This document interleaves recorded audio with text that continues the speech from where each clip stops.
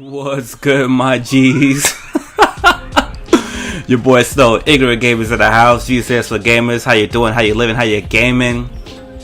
I mean, when you see a headline, like, you can't help but just laugh when you see a headline. And the headline goes, Assassin's Creed Unity just doesn't run very well on PS4 or Xbox One. And the first thing I say, being a PlayStation dude on this channel, RZA, shout out to my boy RZA, he also uploads videos here. We're the two ignorant gamers, two of many, is that PS4 no parity thing. So, the big uproar with that. I'm not going to get into the PS4 no parity, but I'm going to just say it again, PS4 no parity, right? Because they're both struggling to run this game. Now, I gotta admit, I just uploaded a video banning Swindle. Shout out to Swindle.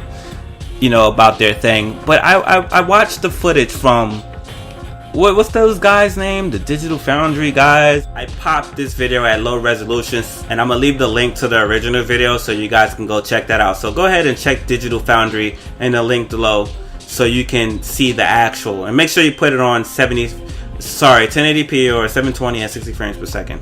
But I was watching the footage, and what was funny was how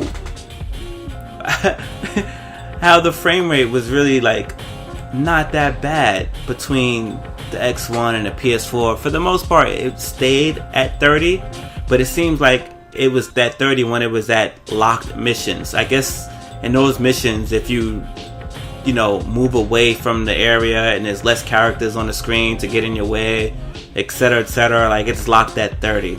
There was this one spot where they was going through a tunnel, and then the Statue of Liberty was at the end, and the tunnel's floor was crumbling and whatever. Either way, it stayed at 30, right? Until they came outside of the tunnel where the world started to open up.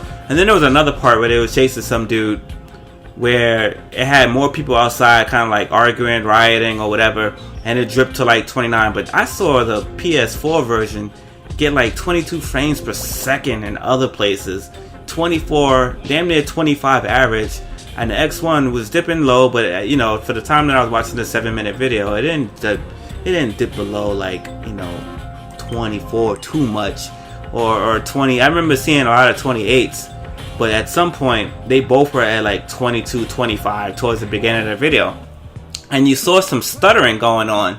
Now, why the Xbox One always had the higher rate? Well, they're only probably working at 900p. I don't think they was working at 1080p. Maybe I'm wrong. Put it in the comment section. Either way, both these consoles are supposed to be handling this shit, B. Where's the parity? Now, the PC dudes, I don't know, because I remember, people were saying like, oh, well, maybe they'll get a watered down version for the parity thing and blah, blah, blah. And I have a feeling that anyone who is not even remotely cares about, frame rate will probably see this. That's what they're saying. And the videos, you didn't really see it.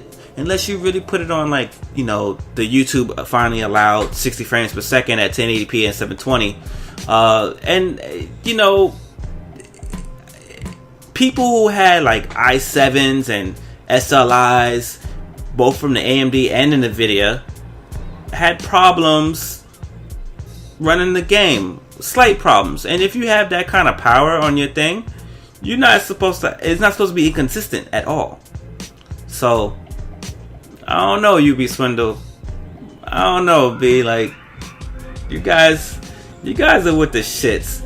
And people are saying that the PC version is unoptimized. But to make my point, right? So when I did go to Kotaku, all I saw was, oh well, back to Shadow of Mordor, a good game and a good port.